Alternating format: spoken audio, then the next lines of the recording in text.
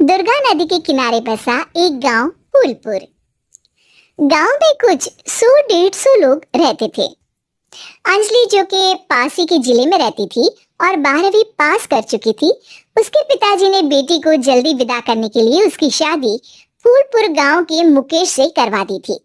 मुकेश कभी स्कूल नहीं गया था और इस कारण वो पढ़ा लिखा नहीं था और बाकी गांव वालों की हालत भी मुकेश जैसी ही थी। मुकेश के घर में उसके माता पिता भी रहते थे। सासू माँ, मैं बाहर मंदिर तक जा रही हूँ, आधे घंटे में आ जाऊंगी।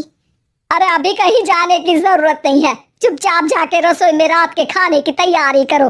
और ये घूंघट क्यों हटा लिया है तुमने? क्या पता नहीं कि इस गांव में औरतें बिना घूंघट के नहीं रहती?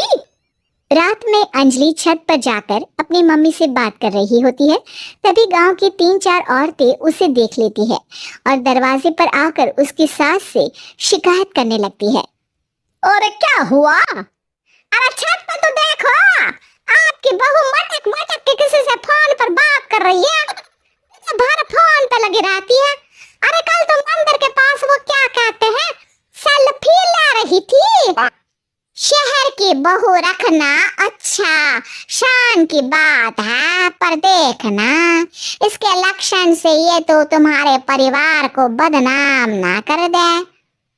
ये पहली बार नहीं था जब सास से गांव के लोगों ने अंजलि की बुराई या शिकायत नहीं की हो।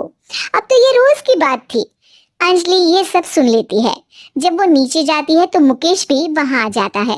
सास कहती है, बेटा, लोग घर आकर शिकायत करने लगे हैं बहू के कामों की, देख लो। पति हो, संयम से रखो इसे। माँ जी, मैं तो अपनी माँ से बात कर रही थी क्योंकि यहाँ कोई बात करने लायक ही नहीं है और अब मैं माँ के पास ही रहूंगी। वहाँ क्या रहना, वहाँ बाहर के लोग तो ठीक है पर घर के लोग भी इज्जत ना दे सके। अरे नहीं नहीं अंजलि, ऐसा नहीं है, धीरे धीरे सब ठीक हो जाएगा, तुम फिक्र ना करो। अरे बस कुछ बोलना ही नहीं है, सर पे चढ़ा रखा है बहू को। सास मुकेश की नरम बात सुन के वहां से मुंह चढ़ाकर चली जाती है। मैं तो कहती हूँ हम दोनों शहर चले जाते हैं। मैं पढ़ी लिखी हूँ, मुझे वहाँ नौकरी भी मिल जाएगी और थोड़े दिनों में आप भी वहाँ कुछ काम ढूंढ लेना। अरे नहीं नहीं अंजलि, हम यहाँ ना गांव का खेत, माँ पिताजी को छोड़कर शहर नहीं जा सकते। माँ पिताजी को कैसा लगेगा और गांव वाले क्या सोचेंगे? ये कहकर मुकेश सोने चला जाता है और अंजलि की गांव वालों द्वारा बुराई का सिलसिला बहुत दिनों तक चलता ही रहता है। लेकिन अंजलि गुस्सा ना दिखाते हुए समझदारी से काम लेती है। बारिश का मौसम चालू हो जाता है। जोरदार बारिश से पूरे गांव में हाहाकार मच जाता है। दुर्गा नदी में बाढ़ आ जाती है और बाढ़ का पानी पूरे गांव की फसल तबाह कर देता है। फसल की ये हालत देखकर गांव वाले निराश हो जाते हैं और बात तो यहाँ तक पहुँच जाती है कि कुछ लोग तो अंजलि को इस सब का दोषी ठहरा देते हैं। अरे पूरी फसल तबाह हो गई, पता नहीं किसकी नजर लग गई है। अरे जब से चौधरी परिवार में ये शहर की बहू आई है ना, तब से ही गांव की शांति चली गई है। उसके कर्मकांड से माँ दुर्गा नदी भी खुश नहीं है। ये सब सुनकर बेचारी अंजलि रोते हुए अपने घर चली जाती है। कुछ दिन बाद सभी गांव वाले अपनी फसल का मुआवजा लेकर अपने अपने घर आते हैं। मुकेश भी 1500 लेकर आता है।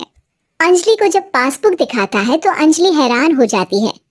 अरे, ये पासबुक में तो उन्होंने 4000 की एंट्री करी है और आपको सिर्फ 1500 दिए। सच में? अरे वो सरकारी अफसर आपको बेवकूफ बना रहे हैं। सरकार की तरफ से हमें 4000 मिले हैं, लेकिन बाकी का सारा पैसा खुद ही खा रहे हैं। आप लोग के अनपढ़ होने का फायदा उठा रहे हैं।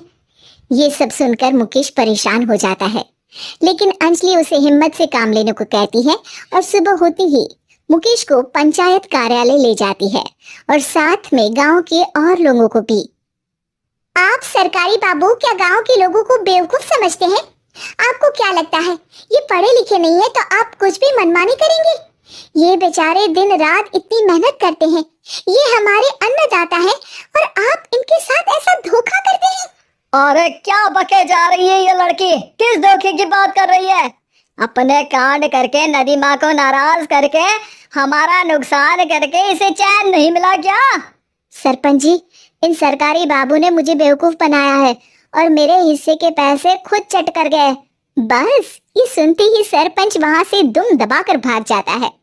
पता चलता है कि जनपद अधिकारियों ने गांव के सरपंच के साथ मिलकर सबके साथ धोखा किया है। सब लोगों का विरोध शुरू हो जाता है और आखिर में अधिकारी सब गांव वालों के हिस्सों के बचे हुए पैसे उन्हें लौटा देते हैं और कई दिन तक सरपंच गांव में लौटता ही नहीं। अंजलि, तुम नहीं होती तो हम गांव वालों को तो पता ही नहीं चलता कि ये हमें हर बार बेवकूफ बनाते हैं। हाँ हाँ अंजलि बेटी, हमें माफ कर दो। हम सब तुम्हें बुरा भला कहते रहे, लेकिन तुमने ही आज हमें बेवकूफ बनाने से बचाया है। हमें तुम पर गर्व है बेटी।